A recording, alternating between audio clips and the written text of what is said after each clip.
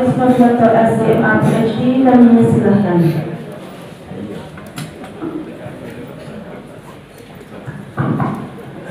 Bapak Ibu jemaah, sebelum pengajian dimulai, kami sampaikan, mungkin kalau yang belakang tidak kelihatan, biodata singkat beliau lahir di Kudus tahun 1982.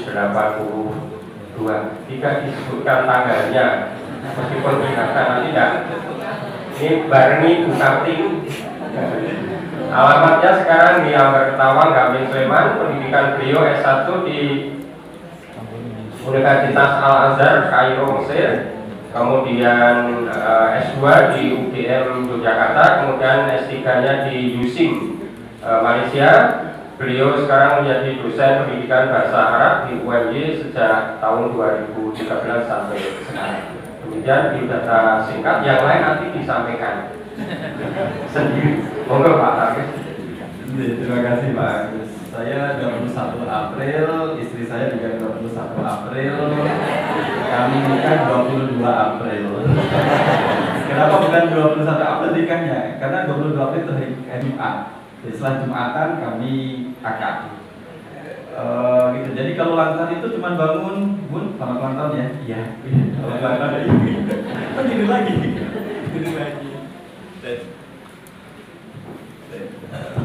Bismillahirrahmanirrahim. Mati Pak Agus.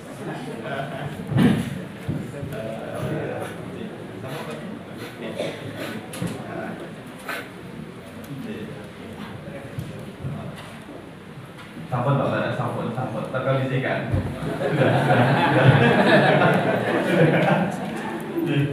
Bismillahirrahmanirrahim. Assalamualaikum warahmatullahi wabarakatuh.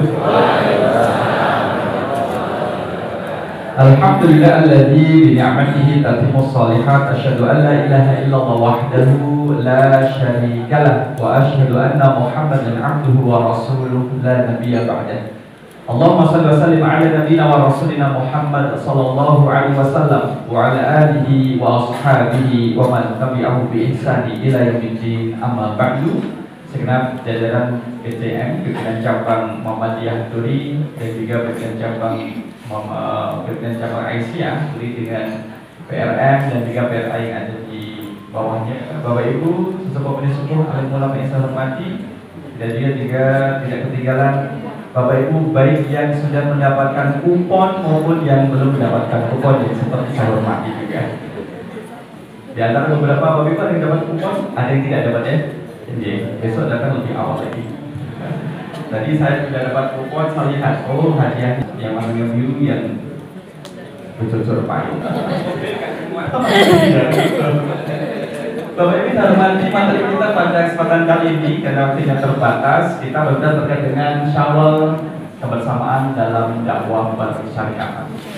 Maka kita awali dengan ini Bapak Ibu, dengan memperhatikan kebahagiaan Bapak Ibu yang hadir pada kesempatan kali ini. Ada yang sebenarnya hadir dalam keadaan cemburu? Ada? Nggak ada.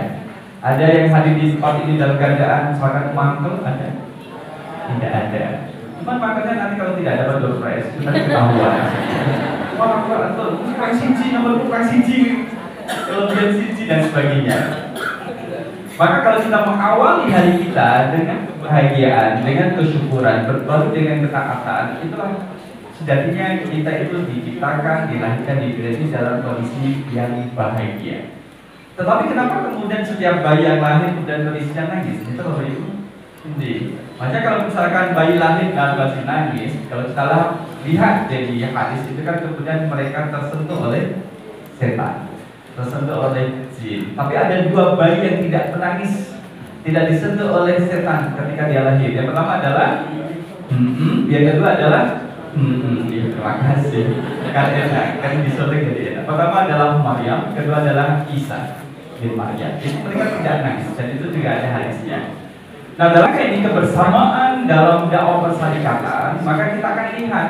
Jadi dakwahnya sama-sama. Nggak mungkin kemudian Pak Bambang Rahmanto kemudian menyiapkan kursi, nanti kemudian bikin tehnya sendiri, nyiapin mikrofon, kemudian nyambut Bapak Ibu, nggak mungkin. Jadi perlu banyak pihak yang akan terlibat. Nah, mungkin kemudian sambutan dari M baca Quran Pak Barang, kemudian isi juga Pak Barang. Nah, kebersamaan ini kemudian kalau kita tarik dalam keluarga, Bapak Ibu, tentunya tidak semua pekerjaan bisa diselesaikan oleh sang istri. Sebagaimana tidak semua pekerjaan bisa diselesaikan oleh sang suami. Jadi perlu kerjasama, termasuk melibatkan anak dalam membina rumah tangga. Kita libatkan. Ada beberapa kegiatan bisa diberitakan atau disampaikan kepada anak untuk dikerjakan. Nah, kita masuk pada slide yang berikutnya, Pak. Tadi sebelumnya tentang ta'awun. Slide yang kedua ini, ta'awun. A'udzu billahi minasyaitonir rajim. Wa ta'awanu 'alal birri wat taqwa wa la ta'awanu 'alal itsmi wal 'udwan. Sebelumnya itu ada gambar ibu-ibu kalau nggak salah bagus. Nah, ini kan gambar ibu-ibu. Itu fotonya di sini ibu-ibu ya. Gitu. Mau buat ditinggali, dipersani. Jangan nonton di kono mau buatan. Oh, cili, memang cili gambar cili. Maka kalau kita ngomong terkait dengan ta'awun kebersamaan, itu kemudian satu kutip bahwa tindakan yang dilakukan bersama-sama melibatkan orang lain. Sama seperti kalau kita mau memaafkan itu sama-sama. Gak mungkin salah satu meminta maaf, satu lain juga melengos, gitu. Kalau melengosnya kecil namanya apa? Melengis. Melengos itu. Maka bersama-sama. Maka dalam ikrar salah kita satu sisi kita meminta maaf, sisi yang lain juga kita memberi maaf dan memberikan maaf kepada orang lain yang salah terhadap kita. Nah, ini dan menjadi penting. Maka terjadi saling membantu, Bapak Ibu. Sebagai kaum muslimin kita saling membantu dalam kebaikan. Wa ta'awanu 'alal birri wat taqwa. Slide berikutnya Pak Next. Nah, wa ta'awanu 'alal birri wat taqwa wa la ta'awanu 'alal itsmi wal 'udwan. Tolong menolong kamu dalam mengerjakan kebajikan dan takwa, dan janganlah tolong menolong dalam berbuat dosa dan permusuhan. Nah, di sini kita tahu Bapak Ibu bahwa yang namanya kebahagiaan, Bapak Ibu pengen bahagia apa betul sih? Pengen. Dinten ini bahagia apa betul? Harus bahagia. Mungkin itu pada hari bahagia. Mungkin itu apa? Tersenyum, pun sarapan. Kayak di soto. Yang apa betul dinten ini? Soto. Tapi kan kita nggak tahu jumlah mangkoknya berapa. Jadi nanti ya cepat-cepat dia dapat. Itu salah semua kebahagiaan, insya Allah. Yang minimal bagian mangkok. Nah, wa ta'awanu 'alal birri wat taqwa. Konsep kerjasama, bersama-sama, ta'awun, teamwork, amal jama'i itu sudah kita terapkan dalam diri dan juga keluarga kita, Bapak Ibu. Sehingga kita tidak menjadi orang yang egois. Orang yang egois mementingkan diri sendiri. Yang penting saya dapat, yang penting saya selamat, yang penting saya baik. Tidak, harus melihat orang lain. Bagaimana orang lain dia dapat tidak? Kita mau berbagi dengan orang lain. Bukan yang penting saya selamat, bagaimana juga dengan orang lain. Dalam keluarga bukan yang penting saya bisa makan, bagaimana dengan anak-anak, bagaimana dengan pasangan kita, itu untuk menjadi perhatian. Maka kalau dalam pengajian Kliwon dan Singkatan, kalau ada misalkan, kok ada yang tidak terlihat, yang biasa hari itu tidak terlihat, cuma dengan WhatsApp, Bu, Pak, kok betul terlihat, teng aula. Nah, pikiran apa pripun? Oh enggak, lagi malas. Oh datangin aja, datangin. Bawa Al-Quran, bacakan surat Yasin. Ya. Karena betul terlihat gitu. Jadi kalau di daerah Depok itu kemudian ada takmir itu datang ke rumah-rumah jamaahnya, jamaah masjid di situ datangi, mau kegiatan apa yang bisa kita lakukan, itu didatangi Bapak Ibu. Kalau tidak kelihatan, biasanya sholat subuh di masjid kalau nggak kelihatan didatangi, mungkin sakit tidak sempat memberi kabar, yang mungkin, maka dia didatangi. Itu kepedulian, kebersamaan, dan kemudian memikirkan dirinya sendiri. Wala ta'awanu 'alal itsmi wal 'udwan. Maka tidak memberi celah, tidak memberi jalan kepada orang melakukan perbuatan dosa. Bahkan permusuhan, malah ngompor-ngompor. Itu memang begini. Malah mengompor-ngompor untuk melakukan provokasi, buat orang menjadi saling membenci satu dengan yang lainnya. Kalau misalkan ada sesuatu yang hilang misalkan di masyarakat, gas melon bisa dirusak Allah, dia mungkin telah pengiriman kan gitu. Mungkin lagi dicetak, galonnya lagi dicetak, melonnya lagi dicetak. Berbaik sangka ketika kondisi tidak baik-baik.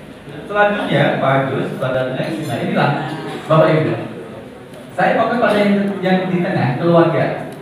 Maka dalam keluarga keluarga, itu kemudian ada saling menguatkan, mendukung dan berbagi tanggung jawab. Apalagi di bulan Ramadan, di bulan Syawal, nggak Ramadan lagi.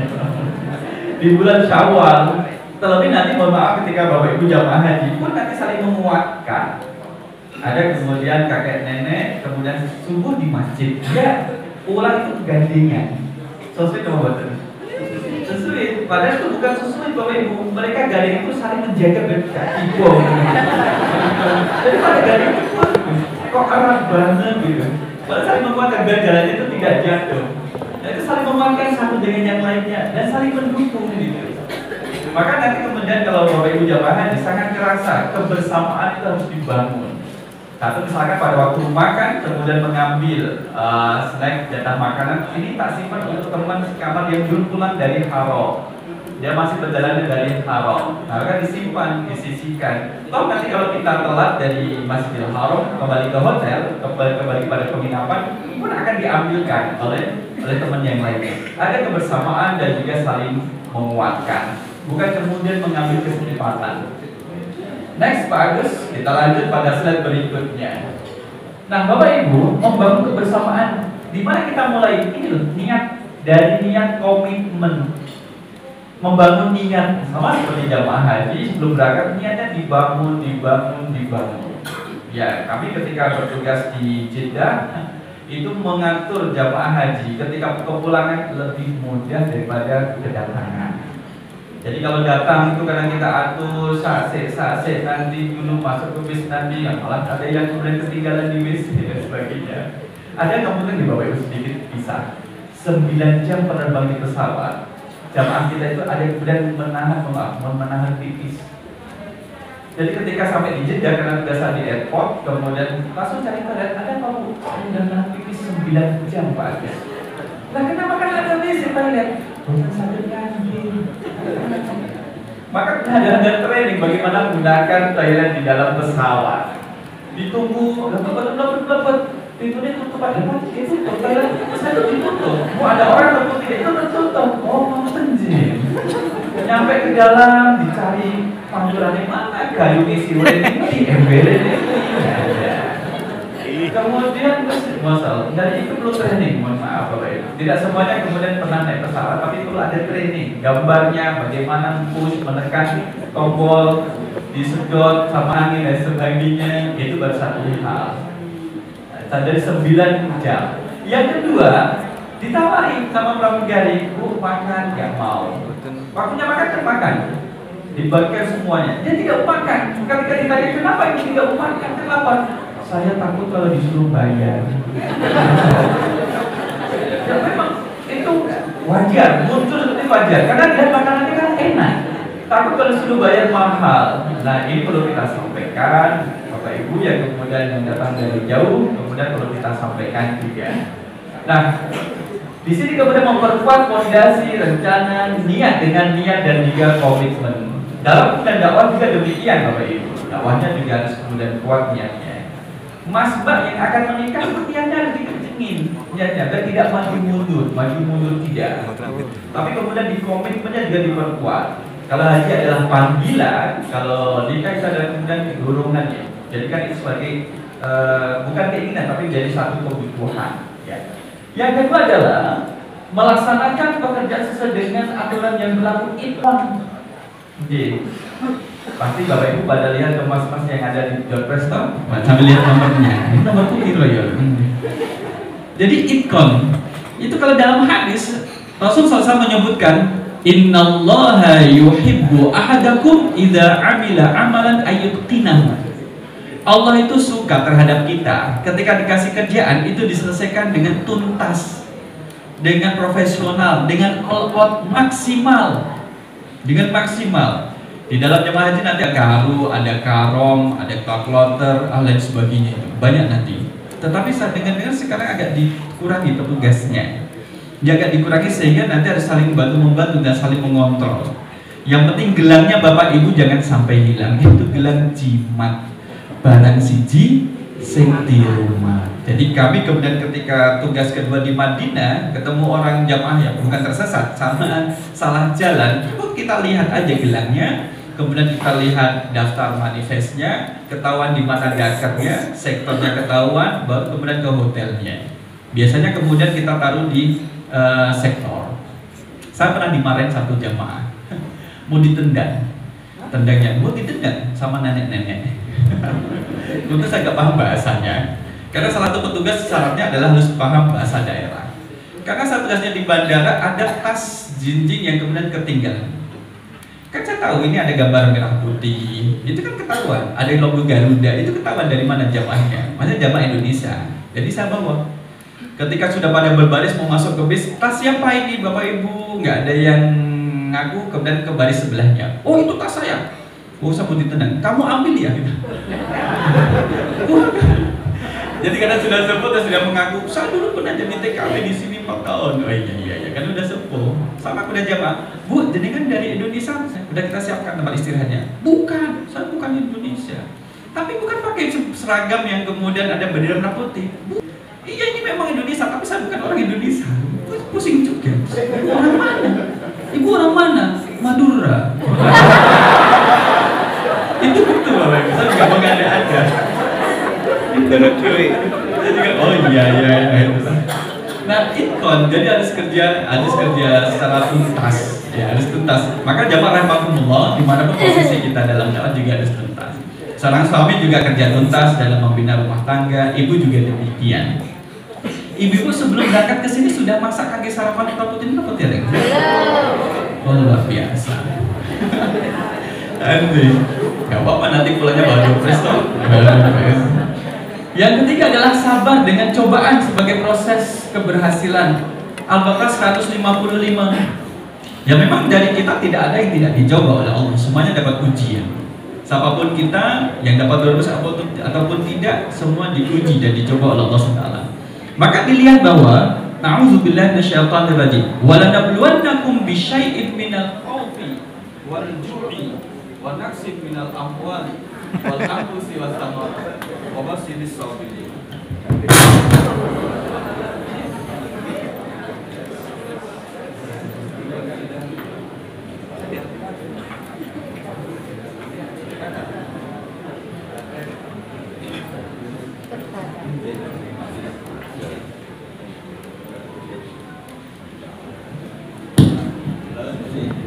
Sabar ada tekan kiri tujuannya ya.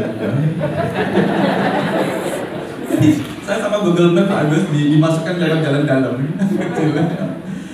Bapak Ibu jamaah rahimakumullah, walanabluwannakum bisyai'in minal khaufi wal ju'i wa naqsin minal amwali wal anfusi was thamarat wa basyiris sabirin. Ayat ini disampaikan kepada kita berkali-kali. Tetapi kemudian yang namanya sabar kan tidak cukup sekali Bapak Ibu. Jadi kan kalau mengartikan sabar itu apa tahu? Sabar itu apa? Sabar. Keras. Apa? Menahan diri. Apa malah Bu sabar? Sabar, syukur, mujur, gugur. Apa malah? Jadi sabar al-imsak, menahan diri. Tidak hanya diri saja, tidak hanya diri saja. Menahan hati, menahan lisan dan anggota badan. Ya. Menahan hati adalah ketika kita dapat sesuatu yang tidak disukai, ingat hatinya, jangan sampai berprasangka buruk. Siapa kita, ya kan? Oh, terus gue doorpress ternyata nggak diundang, pasti kemudian kesalahan panitia. Nah, kupon bonus kan gimana? Orang kupon doorpress ya. Dapat sabar, nomor 40 payung ini. Dikasih nomor 40 payung. Jadi sabar kemudian dengan lisan. Jadi di saat kemudian seseorang mohon maaf kesandung misalkan, kemudian jatuh misalkan, nah ketahuan bagaimana akhlaknya. Kalau dia kemudian biasa berkata baik, maka kan keluar kata-kata yang baik, innalillahi wa inna ilaihi raji'un. Tapi kemudian kalau tidak suka berkata baik, keluar kata-kata yang jorok. Contohnya jorok. Jadi dia jatuh kemudian jorok, itu berkata jorok. Maka kemudian yang ketiga adalah sabar itu meliputi anggota badan Bapak Ibu. Maka sabar itu atas ujian, kan atas ujiannya ada. Sabar dalam pelaksanaan ketaatan juga ada. sabar ketika menjauhi kemaksiatan juga ada. Jadi ada 3 ini. Nah kita kalau kita lihat Bapak Ibu, sholatnya orang yang sakit dengan sholatnya orang yang sehat, siapa yang lebih khusyuk? Yang sakit atau yang sehat? Yang sakit. Semangat ibadahnya orang yang sehat dengan orang yang sakit, siapa yang lebih semangat? Orang yang sakit, karena merasa sakit kemudian perlu mendekatkan diri kepada Allah dengan ibadah itu. Maka orang kalau diuji oleh Allah dengan sesuatu yang tidak dia sukai seperti sakit, kadang lebih bersabar daripada orang yang sehat. Orang yang sakit, mohon maaf, ketika mau makan itu pelan-pelan dan membaca Bismillahirrahmanirrahim. Lah orang sehat baru antri kemudian dapat soto langsung gak dimakan. Di anu di kecapen di sambal di gorengan di. Jadi lupa baca Bismillah. Nah kita dikatakan ulama ubtulina bid-dharra'i fasubarna. Kami diuji. Ulama dahulu mengatakan ketika kami diuji dengan kesulitan, himpitan, rasa sakit, fasubarna, kami sabar. Fabtulina bisarrai falam nasbir. Tapi di saat kami diuji dengan kemudahan, kelapangan, keberhasilan, kami kadang tidak bersabar. Maka ujian itu tidak selalu kemudian yang tidak mengenakan Bapak Ibu. Sakit ujian apa boten sakit?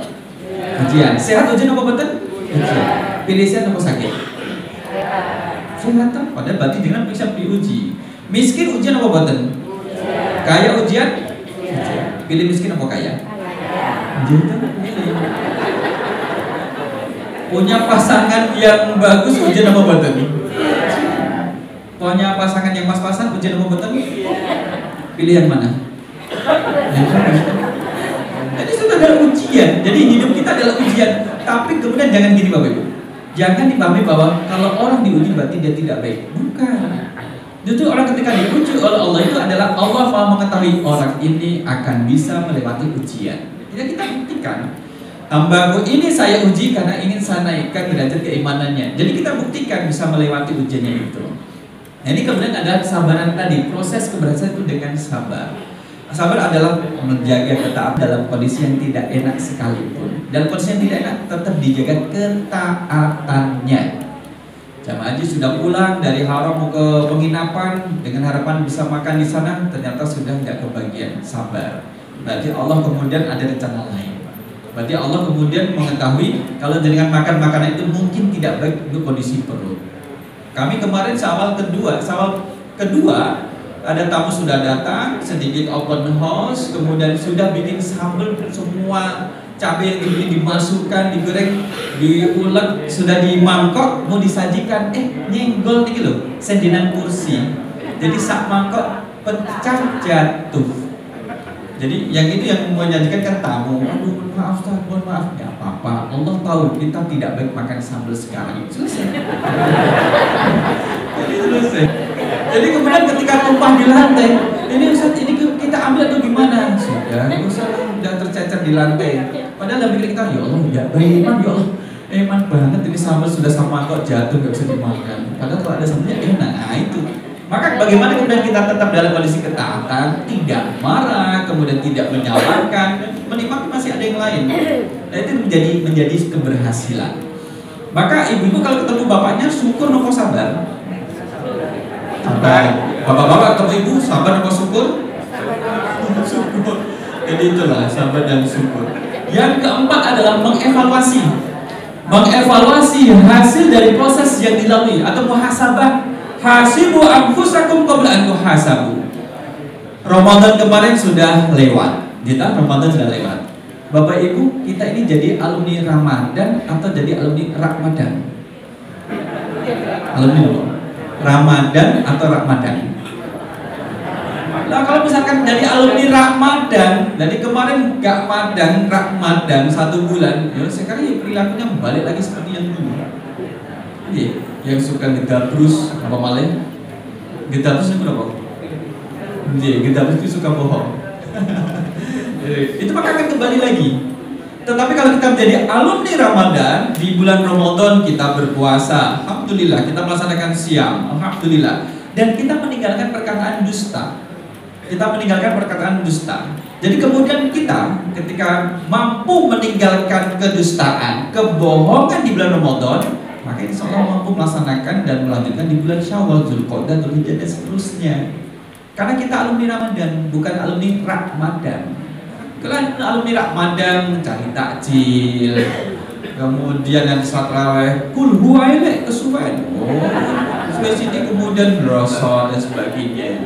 Jadi kita alumni Ramadan, tidak berbohong, iya. Kita tidak mau berbohong. Kalau salah nggak salah, kalau benar katakan benar, kalau tidak benar katakan tidak benar. Itu. Bapak Ibu, kalau kita dibohongi sama orang, rasanya berikut tuh sakit, nomor ketagihan, apa kalimatnya tuh? Jadi rasa sakit. Oleh karena itulah orang yang di saat dia berpuasa, kemudian dia berbohong, berkata dusta, Allah tidak menganggap puasanya. Sekalipun dia tidak perlu mengkodok puasanya. Malam yada qawla zuri wal amala bihi falaysa lillahi haja fi ayyada ta'amahu wa syarabahu. Sesiapa yang kemudian dia berpuasa kok berdusta, tidak meninggalkan kedustaan dan melakukannya, Allah tidak butuh puasanya. Begitu kan? Gitu. Bapak Ibu yang kata boleh pegang HP, dibuka HP kemudian dilihat kuponnya. Jangan-jangan kuponnya nggak ada nomornya aja dengan itu. Dilihat kuponnya. Nah, itu adalah kemudian di sini agar muhasabah, hasibu anfusakum qabla an tuhasabu. Next, Pak Agus. Waktunya sedang berjalan. Ini. Kita ambilkan gambar-gambar. Bagaimana merawat kebersamaan Bapak Ibu? Kita rawat. Satu adalah dengan perilaku yang sehat psikis. Secara psikologi itu sehat Bapak Ibu. Kita tidak ingin jadi orang yang mengancam orang lain dan tidak ingin jadi orang yang diancam oleh orang lain. Jadi secara psikologi itu sehat. Hidup tidak berada di bawah tekanan. Biasanya mohon maaf, kalau di rumah yang biasa mengancam atau melakukan kekerasan psikis adalah orang tua terhadap anaknya. Ayo jangan dus, orang harus tak tinggalkan lo dengan madegan. Itu ancaman juga bagus loh. Ayo, dan ayo kalau nggak melakukan seperti ini nanti tak ginikan. Itu ancaman psikologi dari orang tua terhadap anaknya. Maka orang tua harus menghindari perkataan demikian. Biasa Pak Ustadz yang mau mampu nungguin dekat tinggal oke gak nganu gak nama bu gak mandi, bukan itu kekerasan psikis, maka harus kita hindari. Maka untuk merawat ini mari ciptakan kalimat yang baik, kalimat yang kemudian saling menguatkan, saling yang kemudian mendukung, secara sosial juga sehat. Jadi secara perilaku, secara sosial sehat itu kalau ada kerja bakti ya kerja bakti. Kalau misalkan terpaksa nggak bisa ikut, mohon izin ya saya ada bersamaan kegiatan di luar, mohon maaf. Orangnya nggak hadir tapi jajanannya datang, kan gitu. Itu saya secara sosial. Ini orangnya sudah nggak hadir, nggak izin, jajanannya nggak terpon di sana. Maka kalau sosialnya nggak sehat, pernah kemudian kami mendapatkan, ngapunten, sedang berkunjung ke rumah bule, ternyata bule itu ada tetangga meninggal ya, kerandanya kelihatan, meninggal dong. Lah kenapa Pak sepi boleh? Lah gimana mau rame? Ketika ada tetangga yang meninggal, dia saja nggak datang, nggak layak, nggak takziah. Jadi itu udah diketahui sama masyarakat sekitar. Jadi di saat keluarganya ada yang meninggal, tuh nggak ada takziah.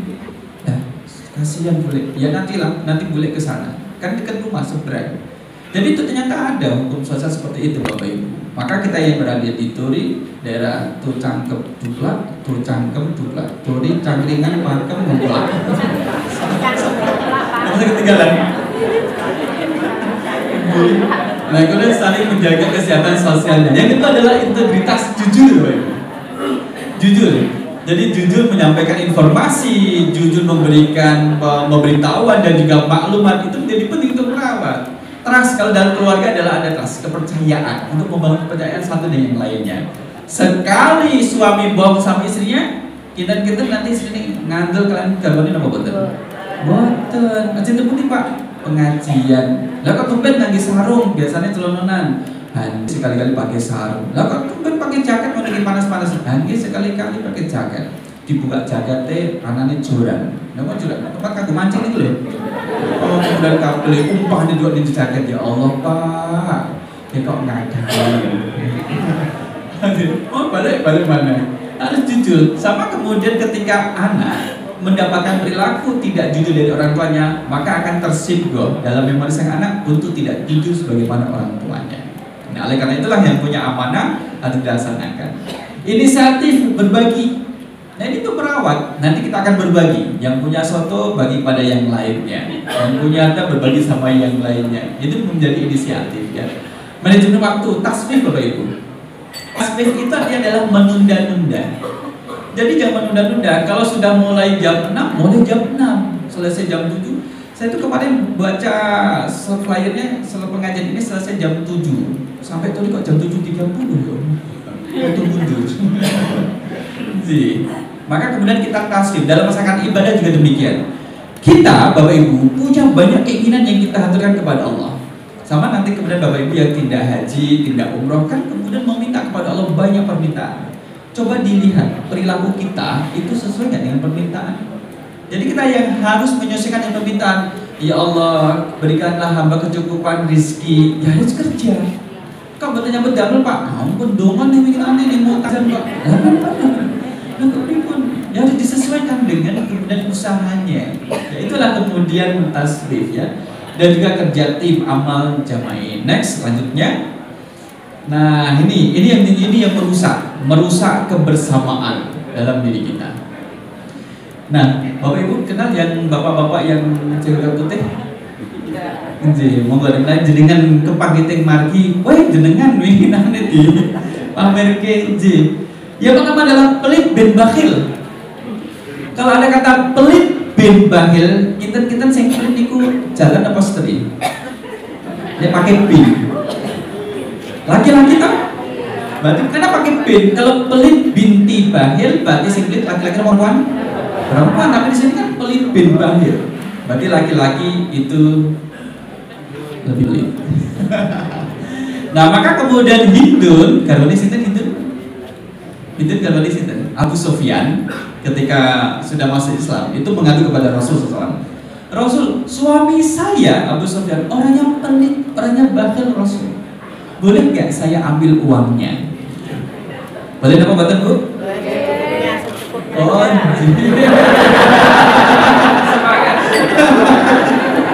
Boleh kangge perawatan skincare bukan salah betul. Iya, memang baiknya adalah minta izin atau memberitahu ya kalau memungkinkan. Ini kalau kasusnya kan memang pelit bakhil, sehingga Rasul kemudian memberi gambaran jika untuk kebutuhan pokok untuk makan, minum, untuk dengan keluarga kita bersama boleh secukupnya. Tapi untuk perawatan kayak skincare, kemudian apa meleh, beli HP, itu bukan kebutuhan pokok. Sebaiknya harus menyampaikan kepada suaminya. Maka tidak salah, Pak Agus sama Bu Agus, kalau sebelum tidur istri itu kadang meminta ridho kepada suaminya. Pak, minta ridho, ya mohon maaf kalau ibu ada salah. Bapaknya juga akan menyampaikan, sama-sama Bu, Bapak juga minta maaf kalau ada salah. Itu sebelum tidur. Saya minta maaf Pak ya, iya Bu gak apa-apa. Betul Pak, betul Bu, Bapak memaafkan saya, betul, alhamdulillah. Tadi pagi Ibu ngambil duit Bapak 1 juta. Berarti sedikit orang ini nggak saya ini dipending nih, ditunda ini maafnya. Yang kedua adalah temperamen, orangnya itu suka marah-marah. Nah, kenapa kita sampaikan juga di beberapa tempat Bapak Ibu. Anak kecil saja itu kalau dimarahin, orang tuanya marah terhadap anaknya, dimarahin, hari-hari dimarahin, itu kemudian bisa memperlambat tingkat kecerdasan otaknya. Dia nggak terlambat Bapak Ibu, karena dapat amarah daripada orang tuanya. Di daerah Bontang, PDM Bontang itu ada cerita. Kami suka antar jemput anak sekolah, sampai anak itu curhat. Saya tuh kalau di rumah suka dimarahin sama mama saya. Itu sampai curhat. Anak SD itu bilang kepada Pak D yang nyetir itu, saya di rumah tuh sering dimarahin sama mama. Oh gitu. Saya sampaikan pada orang tuanya untuk tidak melanjutkan perbuatan gitu. Jangankan anak gitu Bapak Ibu dimarahin. Orang tua yang di saat dia marah itu 500 sel otaknya itu mati. Di otak kita banyak sel, jutaan, ratusan juta sel ya. Tapi kalau tiap hari marah, sekali marah, sekali gitu, bukan sehari, sekali malah itu 500 sel otaknya mati, sel otaknya mati. Rata-rata sehari berapa kali Bu marah? Boten nanti pray. Nah, boten nanti pray, sama seperti bapak-bapak ketika di jalan, godaan bapak-bapak di jalan kan emosi cukup terpancing ya, sensitif. Baru disalib kemudian marah, agak kesenggol marah, kemudian ngejar, jadinya bakuan tapi itu kemudian tidak bagus.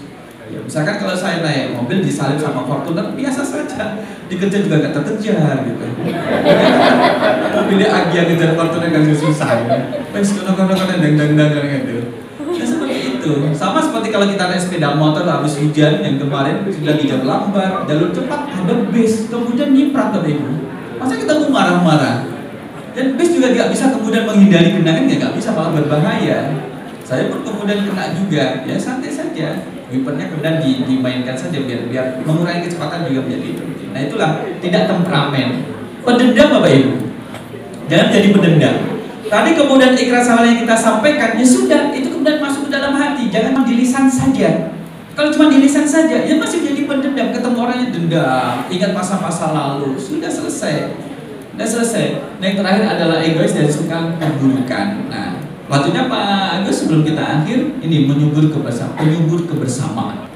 Menyubur kebersamaan, ini dari Sleman toh? Sleman. Kita kan Slemania. Dengan tulis saya gampang.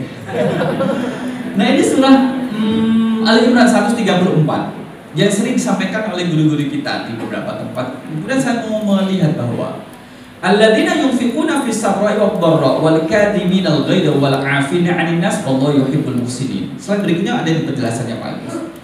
Maka saling percaya. Oh, balik lagi Pak Agus. Nah, di sini alladzina yunfiquna fis sarra'i wad dharra, berbagi Bapak Ibu. Itu menjadi sumber kebahagiaan. Kita mau berbagi dengan tetangga, kita mau berbagi. Tradisi kita orang Indonesia itu kan kemudian kalau punya sesuatu yang dikit kemudian bagi-bagi. Punya kemudian baru ambil pisang, kemudian dibagi-bagi dikit-dikit, dua-dua, kemudian dibagi pada tetangga separuh. Kemudian ngapunten nih, Bapak Ibu masih ingat ya? Dulu ketika lebaran, kita kan sering meweh, kan dong. Jadi ater-ateran, rumah sini ngantar depannya ngantar sampingnya, nanti ater-ateran. Apa yang diantar? Nasi sama kemudian opor ayam. Sana sini, gitu kan?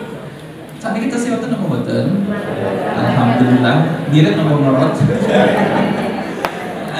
Dulu memang saling berbagi, itu berbagi. Orang tua kita mengajarkan pada kita untuk berbagi ya Le. Kenikmatan harus dibagi dengan orang lain. Biar apa? Tidak ada iri pada orang lain. Pada orang tidak ada iri. Dulu kita makan ayam ketika hari lebaran saja. Sekarang ini wal kadhiminal ghaidha. Nah, inilah jangan menjadi orang yang suka marah. Tadi kalau pemarah temperamen itu menjadi perusak kebersamaan, maka kita rawat dengan janganlah menjadi pemarah ya.